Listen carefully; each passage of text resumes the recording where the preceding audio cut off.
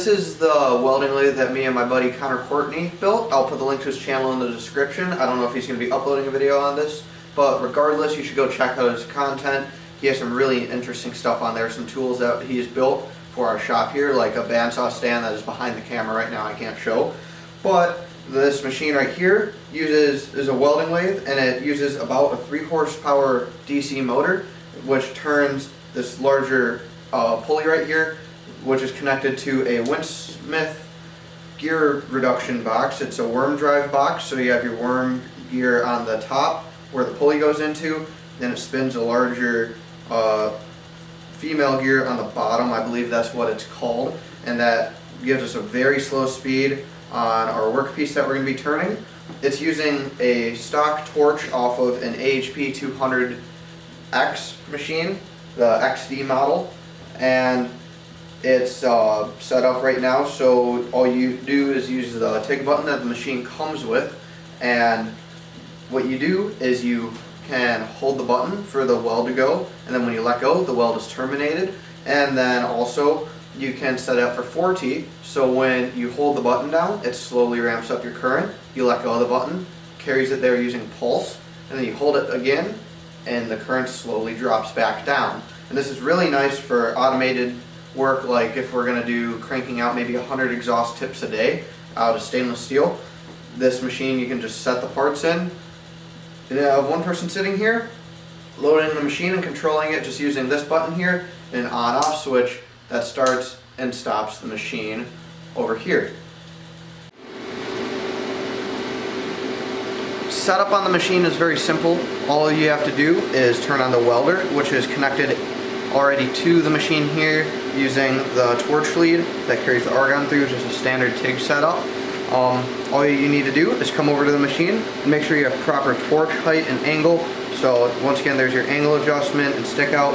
We're going to get just about right on the top of the part, and this is a flex head torch from AHP.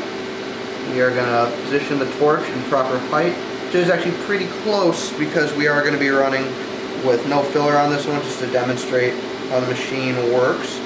So we're going to set about, I'd say, a 1/16 inch gap above the part. Anywhere from 1/16 to 1/8 inch will work for this.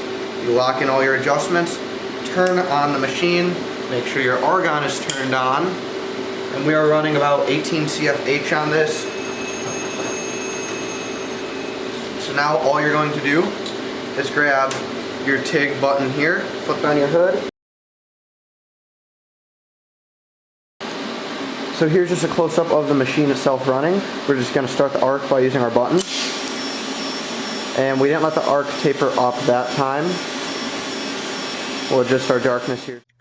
So as you can see here, the machine is very industrial. It's going to last a very long time for us, and it is great for production work, which we are going to be getting into very soon. This machine's probably primarily going to be used for exhaust tips and intercooler piping, but if you are also wondering why the machine welds look a little dirty, dingy, or possibly burnt, that's because it is 400 series stainless, which is a lower grade stainless, and we're only using these settings for testing purposes. They are not the correct settings to be running this material, but that will all get changed down the road to ensure a stronger, more durable, and longer lasting weld on parts that you may be wanting to buy.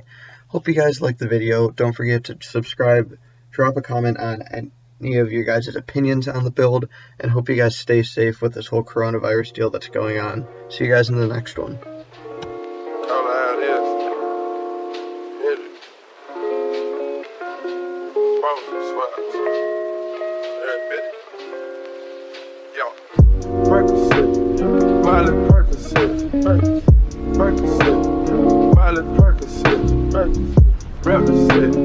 Gotta represent, chase a chick, never chase a bitch, chase no bitch. Mask on, fuck your mask on, mask on, fuck your mask on. Percocet, Miley Percocet, chase a chick, never chase a bitch, chase no bitch. 2 cups, toast out with the game, from food stamps to a whole nother domain. Out the bottom, I'm a living proof, so ain't compromising. $500,000